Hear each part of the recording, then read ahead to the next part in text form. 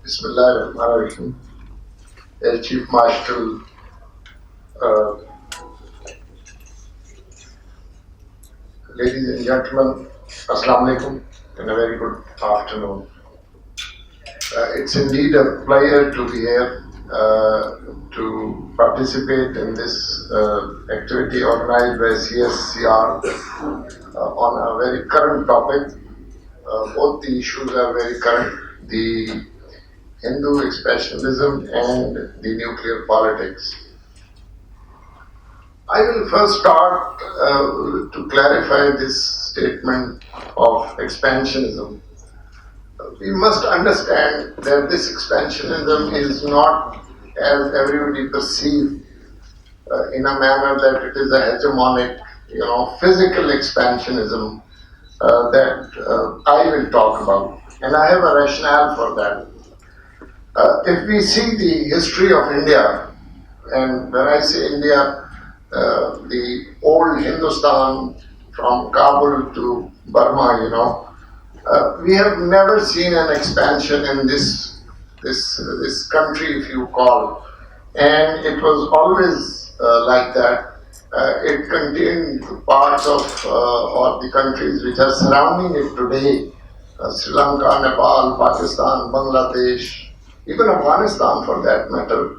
So therefore, it never expanded. In fact, it divided. So therefore, physically, if we see, Indian state or India as a country was never counted in the list of empires in the world. We talk of Ottoman Empire, we talk of Persian Empire, all the empires, Roman Empire. Nowhere will you find an Indian empire, in spite of being a very large country, because it was one country, that's about all. And if we work out the statistics, I think this was the most invaded country in the history. Everybody, jiska muh dil karta tha, muh chuk ke aa janda si. So that was the history of India. And so we must understand that India has never expanded. In fact, it is chopped. And I, for one, see further chopping down of India. This whole, this marches that Modi has ignited will lead to further chopping up of India. So we talk of expansionism today. I'll explain later what I perceived out of the word expansion. And research the expansion of Hinduism. Now, it will be called, it is an expanding religion or increasing religion. According to my research, the expansion is not by conversion most of the time. It is by migration. For example, in Australia, the Hindu numbers are increasing, or in the United States. It is not because the Australians are converting to Hinduism. It is because Hindus are migrating there and multiplying in population. Now, Hindutva is not a religious term, by the way. It is commonly perceived because Hindutva is from Hindu word. It is not a religious term. It is more of a nationalism based on Indian nationhood. This is actually Hindutva. And at that time, Hindutva was sort of all-encompassing, that everybody living in India or Hindustan has to be part of Hindutva. So therefore, we must also understand that originally this term is not a religious term. It pertains to Indian nationhood. And nationhood is what they are talking is before the 700-year rule of the Muslims. उनको गम यही है कि ये 700 साल इन्होंने हम पे हुकूमत की है, अभी हमारी बारी है, we'll sort them out. So therefore, this is coming from there.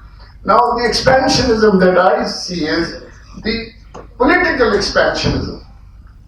There are many things which I'll talk about which negate the possibility of Indian physical expansionism, apart from the history which I have explained, that they have never expanded physically. India has never expanded. In fact, it is contracted by the century. So what I see expansionism is the capability or ability to project power on other countries to force them to toe your political line. So that is what I see the effort of the Indian leadership, so as to have a political hegemony surrounding them, not a physical occupation. वो अपने 1.2 billion को नहीं संभाल सकते तो और आगे तो अल्लाह के हाफिज़ है. And especially if they have 22 crores Pakistani जिन्होंने अपने मुल्क का माशाल्लाह किया हुआ बंदोबस्त, तो इंडिया को तो ये तो हो ही लेंगे. So therefore, I think it is, they are trying to behave like global powers. You know, there used to be a Warsaw Pact and NATO and now the Chinese influence. So they are looking that sort of expansion, that India का तूती बोलता होगा मुल्कों में जहाँ पर बादशाह सलामत India के जो है प्राइम मिनिस्टर प्रेसिडेंट आएंगे तो वो वहाँ पर उनको कोई 200 तोपों की सलामी मिलेगी and all that. So therefore that is the concept on which I see the Indian expansionism. Now and you want to make a toilet on the moon. So that is the state of affairs of the Indians. I researched there is a hunger index in the world, and India is number 2 on the hunger index. So a country whose population is not even able to have 3 decent meals, it wants to expand. What it is trying is, it is developing a blue water navy. Yes, it is developing the strategic weapon systems. They are the largest acquiring country of weapons in the world. So that is where they are going and trying to, project their power. 21.9% of their population lives below the poverty line. And by the way, when the global poverty index was being established about 10 years or 15 years ago, the Indians went and said, it was something like $2 something. They said, no, if we go for that figure, we will be destroyed. So their index was changed at that time to $1 some. Now it is $1.9 per day. So that is the state of affairs.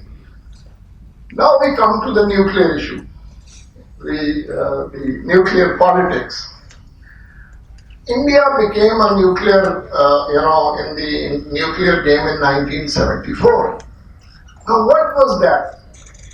Was it an effort to become, a military power to meet a threat or to capture a country? No. Again, it was that design of joining the nuclear club and becoming the grand country or a grand power in the world. It has always been an endeavor to become, सरदारों की list में जाके बैठने का शौक है. अब बदकिस्मती से वो सरदार सिख निकले हैं जिनकी लिस्ट में वो जाके बैठ रहे हैं. So therefore, that was what happened. And again in 1998, when they exploded the nuclear in Pokhran, that was also to join apart from calling our bluff, which terribly misfired, and we, finished that bluff. So therefore, that was also in an effort to become, grand country. Atom bomb hai, chala deenge, piche hatke rehna. So that's sort of a thing.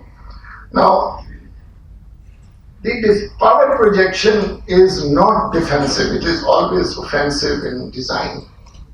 So, what are they trying to do? Again, it is power projection to be known as a great country. Now, India's, conventional and nuclear thing, if we say, India's nuclear, if they call it, they also term it as a deterrence. I think it has been punctured many times. First was Kargil. I think the nuclear deterrent of India was challenged very badly. And it remained in its silos.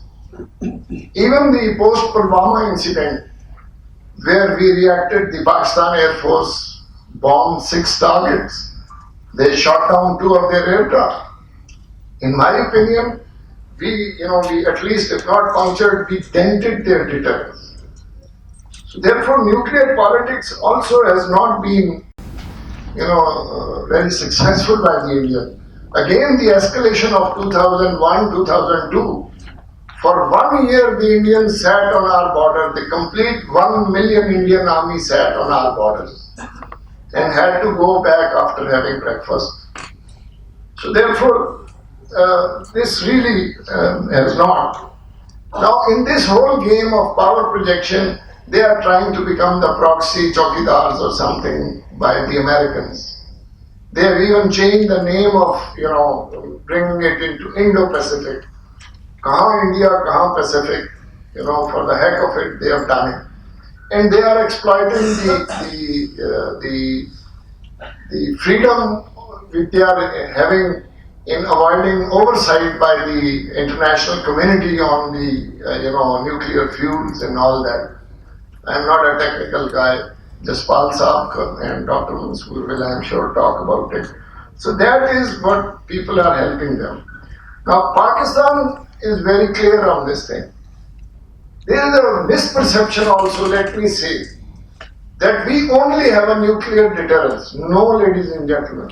We have a very strong conventional deterrence.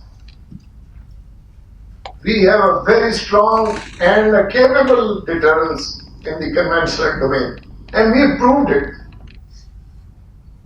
Pakistani defense forces are today the most battle-hardened forces, whether it's Air Force or Navy or the Army.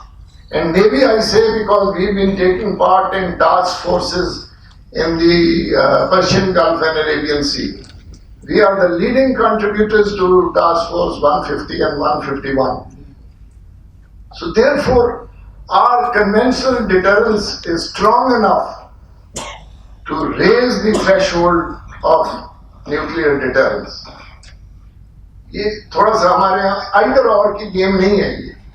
Commonly it is perceived that since our nuclear deterrence हमारे पास है तो conventional. No, we have over and over again proved that our conventional deterrence is strong enough to meet any challenge. So therefore, we must understand that. We also should, finally, I would say two things. First of all, in my opinion, India and Pakistan's nuclear capabilities should not drive the security scenario of this area. Not at all. That is the worst way of looking at the security scenario of India and Pakistan. And my final word, which I have repeated everywhere, when we are talking of the atrocities in Kashmir, which is happening recently since August, I think we are overplaying this nuclear holocaust card. Everybody is talking that वो कश्मीर का मसला हल करें वरना तो वो कम फट जाएगा. No, ladies and gentlemen. The disadvantage of that is that the West is talking of the nuclear holocaust. They are not talking of the miseries of the Kashmiri people. The main issue is the misery of the Kashmiri people. I think the leading narrative and the argument should be the Kashmiri people, not India-Pakistan war. I think that is where we are faltering. I even suggested at official forums that leading argument is the misery of the people of Kashmir and their right to self-determination, basic human right violations. Nuclear threat, they will resolve India-Pakistan issue, so where does Kashmir go? So this is my point, that the leading argument should be the people of Kashmir, their right to self-determination and human rights violations by the Indians. Thank you very much. Thank you, sir.